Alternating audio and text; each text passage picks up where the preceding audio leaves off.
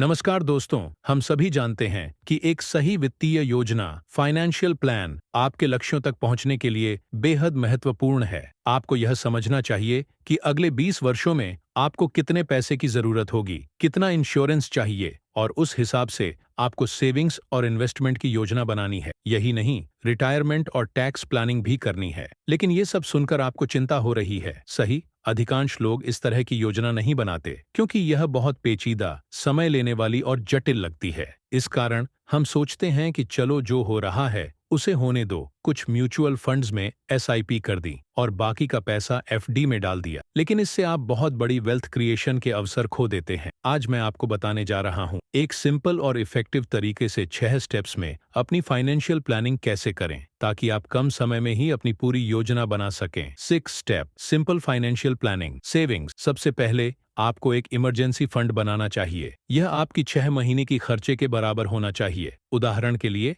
अगर आपका मासिक खर्च 25,000 रुपये है तो आपके पास 1,50,000 रुपये का इमरजेंसी फंड होना चाहिए। यह फंड आपके सेविंग्स अकाउंट में होना चाहिए जिससे जरूरत पड़ने पर आप आसानी से निकाल सकें। लोन और डेट। अब आपको उन लोन को खत्म करना चाहिए जिन पर आप हाई इंटरेस्ट पे कर रहे हैं। उदाहरण के लिए, अगर आप पर्सनल लोन पर 12 से 14% ब्याज चुका रहे हैं तो उसे पहले चुकता करें। इससे पहले म्यूचुअल फंड्स में निवेश करने से ज्यादा फायदेमंद होगा। इंश्योरेंस। इंश्योरेंस का उद्देश्य केवल सुरक्षा है। बहुत सारे पॉलिसी और कॉम्प्लेक्स प्लान्स में उलझने की जरूरत नहीं है। सिर्फ 2 इंश्योरेंस जरूरी हैं: जीवन बीमा, लाइफ इंश्योरेंस। यह आपके परिवार की सुरक्षा के लिए है। आपके सालाना आय का 20 गुना बीमा राशि होनी चाहिए। उदाहरण के लिए, अगर आपकी सालाना आय 4 लाख रुपये है तो 80 लाख रुपये का लाइफ कवर होना चाहिए। स्वास्थ्य बीमा, हेल्थ इंश्योरेंस। हर सदस्य के लिए कम से कम 2 लाख रुपए का स्वास्थ्य बीमा होना चाहिए। निवेश, इन्वेस्टमेंट। अब बात करते हैं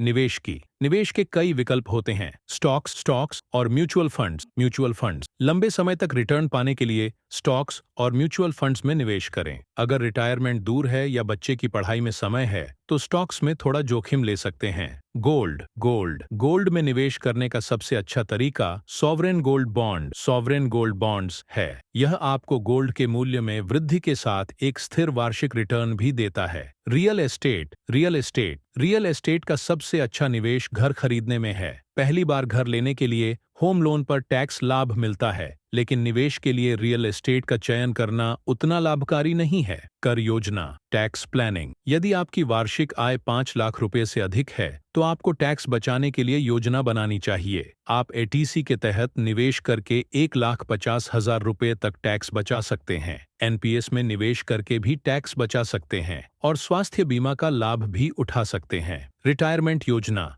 रिटायरमेंट प्लानिंग। रिटायरमेंट के लिए आपको पहले से तैयारी करनी चाहिए। यदि आपको रिटायर होने में 15 साल हैं तो आप एनपीएस में निवेश करें ताकि आपकी रिटायरमेंट के बाद पर्याप्त फंड हो। निष्कर्ष, यह फाइनेंशियल प्लान बहुत सिंपल और आसान है। आपको ज्यादा पेपर वर्क और जटिलताओं में नहीं फंसना चाहिए। आपको सिर्फ अपनी योजना को समझदारी से तैयार करना है और इन्हें सही तरीके से लागू करना है। अगर आपने इन 6 स्टेप्स का पालन किया तो आपका फाइनेंशियल प्लान तैयार है और आप अपने सारे सपने साकार कर सकते हैं। अगर आपको यह वीडियो पसंद आया हो तो कृपया इसे लाइक करें और हमारे चैनल को सब्सक्राइब करें ताकि आपको इसी तरह की और वित्तीय मार्गदर्शन की जानकारी मिल सके। धन्यवाद।